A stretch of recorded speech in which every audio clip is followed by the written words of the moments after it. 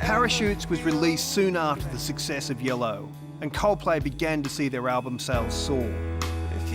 Most of the album was recorded at Liverpool's Park Street Studios, with a total of 9 to 10 weeks of actual recording time. Parachutes was recognised to have an alternative rock sound often compared to that of Radiohead in their Benz and OK Computer era.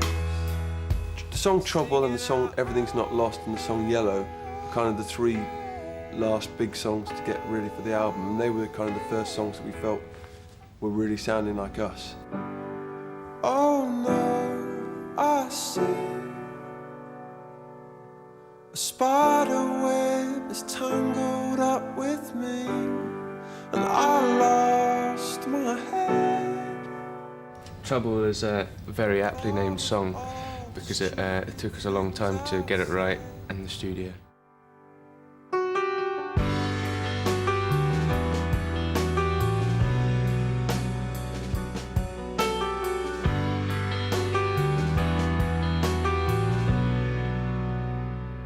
The lyrics were about spider webs, and I thought, well, that's maybe a good analogy for finding yourself in a bad position where you've treated someone badly, but you kind of feel that some other force made you act badly and you feel bad about it. Can't quite put my finger on it. I never meant to cause you trouble.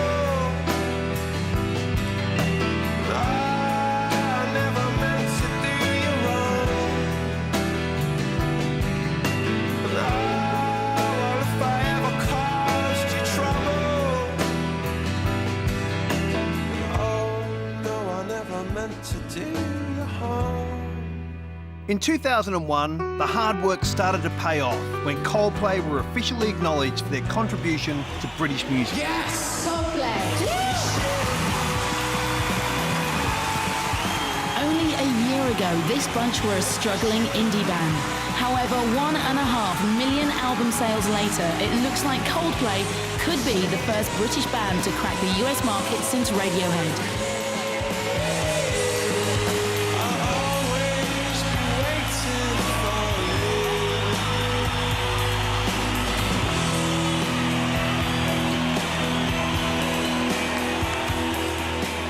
Hey, shit. Willies. No chance. So, this is really... Hey, hi, guys. This is the weirdest thing that's ever happened to us, you know. We're kind of always feel like the little kids in the class, you know, because there's all these bands that we think are wicked that are sat next to us eating their tea, you know. And so we feel kind of silly about getting this, but it is awesome. So thank you very, very much indeed to everybody who's done anything. So, when you think about how long an album takes to make, in terms of being in the studio, it was probably about 8 months or something. But that was like 19 years in the making. You know, it was everything that we'd ever experienced, every piece of music we'd ever listened to, every idea you ever had, kind of condensed into as many songs as we could write.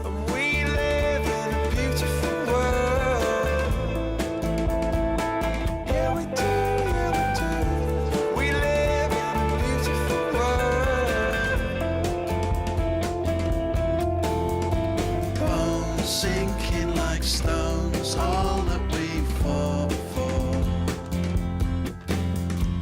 Homes, places we've grown, all of us are done for. The combination of all the experiences we were going through and people we met, concerts we were playing and new music we're getting into, it all just accumulates in your head.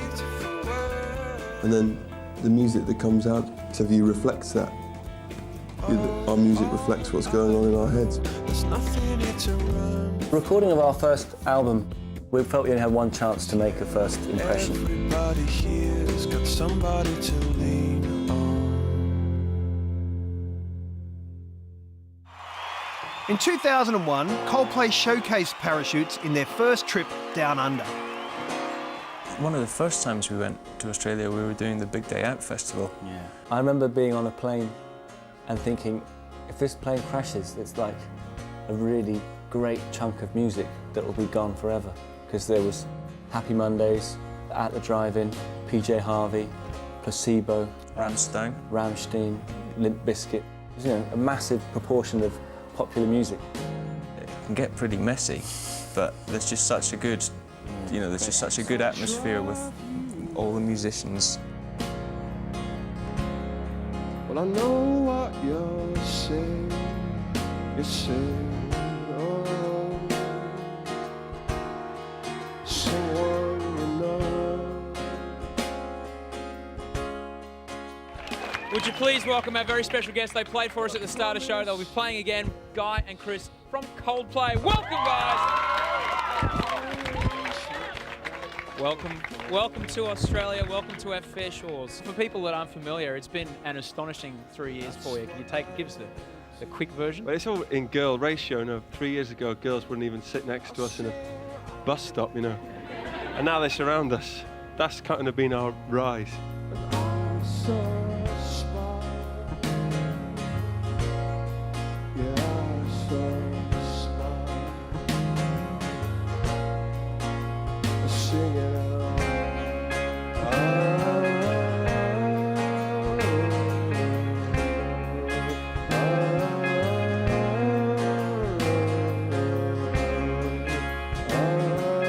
It requires a lot of effort to connect with a lot of people, certainly in large stadiums, and we don't really feel comfortable playing stadiums yet.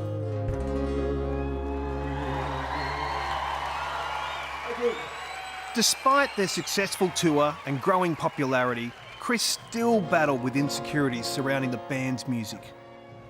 So has anybody here got a girlfriend and a boyfriend and all that shit? Alright, oh, this is our romantic bit of the set where everybody else just can talk about beer, but everyone who's got a boyfriend can just like do You know, it's a bit naff, but it's a great song, so listen to it. It's not naff actually, fuck that. Sorry, but I shouldn't put ourselves down. Someone comes up and says, you know what, I think you're rubbish and I think that you're not doing anything for the good of music and I think everything is, you know, really bland and MOR and all that. You know, that's like stabbing me in the head. But you've got to not worry about it too much. Coldplay followed their Australian tour with a trip to New York, but were forced to cancel after Chris lost his voice on stage. The lead singer soon recovered and the band were back on the road. In 2002, Chris started dating Gwyneth Paltrow and his celebrity status immediately grew. And with it, so did the media attention. On Coldplay's second trip to Australia, the reluctant star allegedly damaged a photographer's car for taking photos of him surfing in Byron Bay. This is how bands work in the age of sort of media. You know, there's always going to be a spotlight on the singer. That's the way it always has been. Myself and Will and Johnny are very lucky in a sense because, you know, we can walk down the street or, you know, or do most things and not experience any kind of photographers or people chasing after you, which can be pretty frustrating, I think, sometimes, especially when, you know, you've got your kids with you and stuff. Other frustrations that plagued the band were continual comparisons to other musicians. You know, we have less comparisons nowadays than we used to. And we always got compared to people that we really liked. And whilst it's slightly annoying, it never really bothered us that much because we know that eventually we'll hopefully grow into our own thing. The singers that I get compared to, I mean, there's biological reasons why I sound similar to them because, you know, most of the people I get compared to are from Britain and they're in their sort of mid-20s, early 30s, and they like singing high. And they've all got receding hairlines. all the me and Tom York, Fran Healy, Bono. Every great singer should have a slightly receding hairline. That's my theory. Even Springsteen, you know, all the greats have big temples. That is true, that is actually true.